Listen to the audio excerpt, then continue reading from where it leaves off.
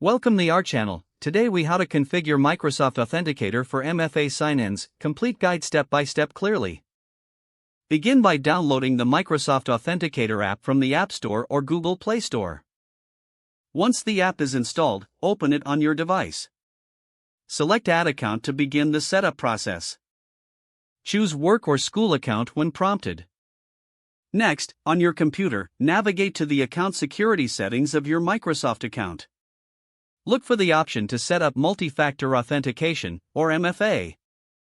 Follow the on-screen instructions to reach the QR code screen.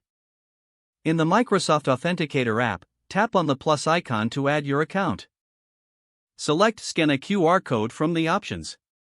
Point your device's camera at the QR code displayed on your computer screen.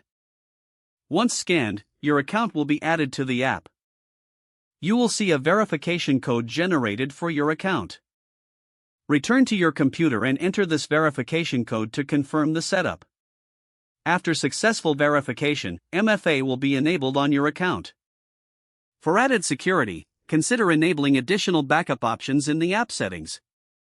To ensure smooth operation, keep the app updated regularly.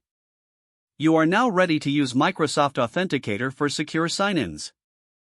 If the page does not load, refresh the browser or try again in a private or incognito window.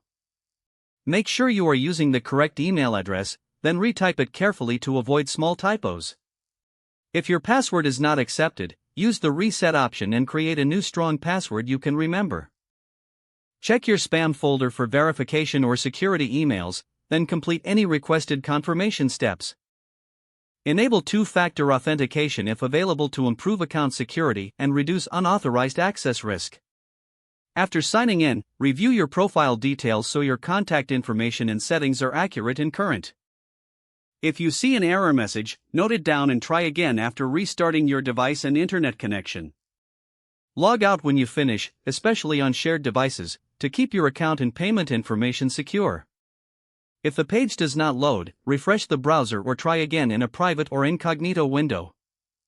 Make sure you are using the correct email address, then retype it carefully to avoid small typos.